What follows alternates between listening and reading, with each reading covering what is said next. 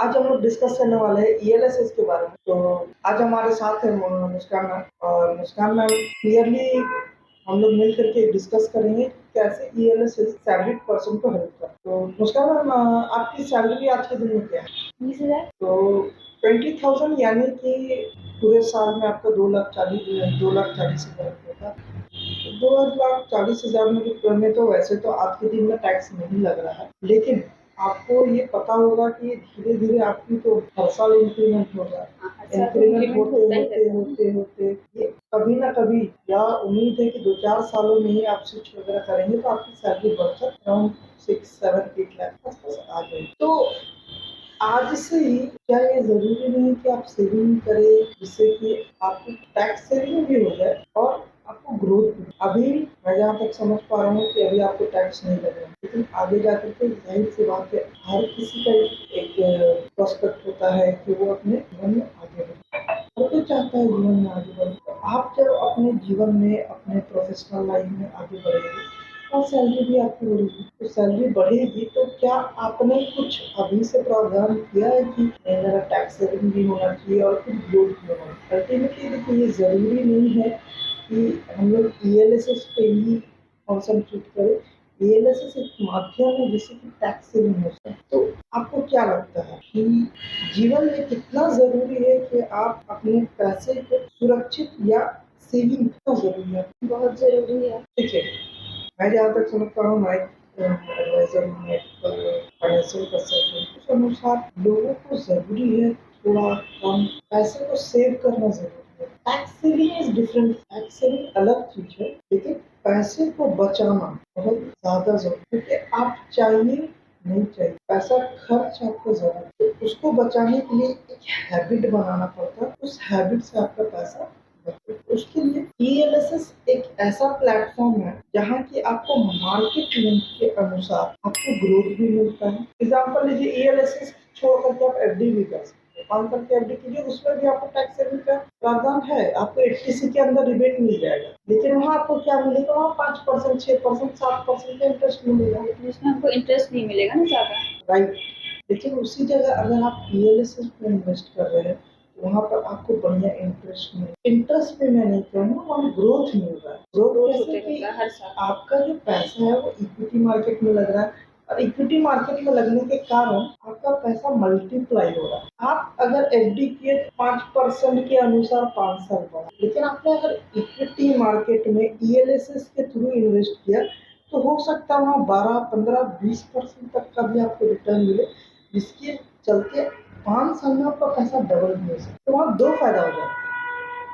एक तो आपने ईएलएसएस में इन्वेस्ट किया, तो पहली चीज है कि आपका टैक्स सेविंग हो गया, 1.5 लाख तक का रिबेट मिल गया। आप 50,000 कीजिए, 1 लाख कीजिए, 2 लाख कीजिए, दैट इज डिफरेंट। लेकिन जो भी आप पैसे डिपॉजिट कर रहे हैं उसमें आपको रिबेट मिल रहा है। आपको 80सी का रिबेट मिल गया 1.5 लाख तक। और अगर आप 1.5 लाख पे सोचे तो आपने इन्वेस्टमेंट कितना किया?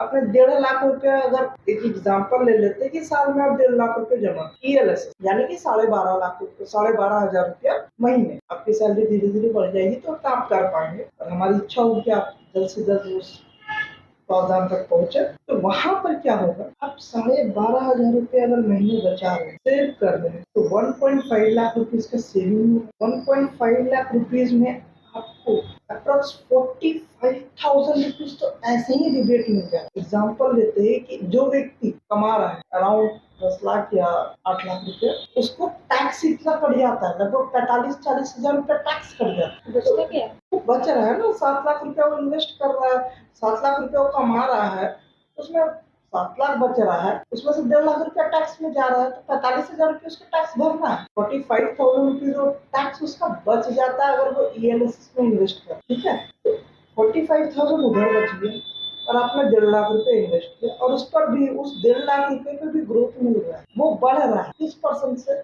मार्केट जैसे बढ़ रहा है, मार्केट अगर 10% से बढ़ रहा है तो 10% के अनुसार बढ़ रहा है, 20% अगर मार्केट बढ़ रहा है तो 20% के अनुसार बढ़ रहा है।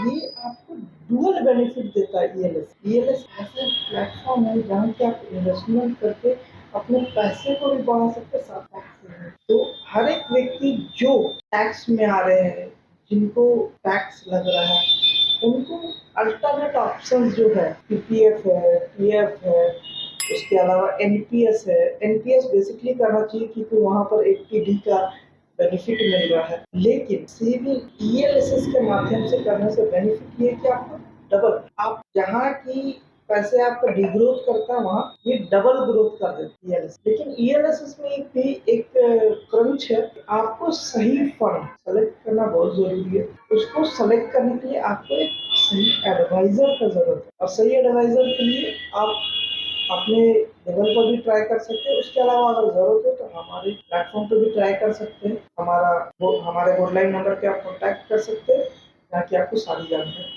मिले। इन्वेस्ट कैसे कर सकते हैं? आप अगर इन्वेस्ट करना चाहते हैं तो हमारे नीचे में डिस्क्रिप्शन में लिंक दिया गया है, उस लिंक पर आप क्लिक करके हमारे एग्जीक्यूटिव से बात कर सकते हैं, जहाँ से आपको सारी डिटेल्स मिल जाएगी। और कुछ क्वेश्चन है? में वन टाइम इन्वेस्टमेंट होता है या मंथली भी होता है, ऐसा कुछ? आपकी इच्छा है। आप अगर जैसे 12,500 में डिस्कस किए कि 12,500 रुपये महीने आप प्लान कर सकते हैं, जिससे कि 1.5 लाख रुपए का आपका पूरा का पूरा जो 80 स्लैब है वो खत्म हो जाएगा।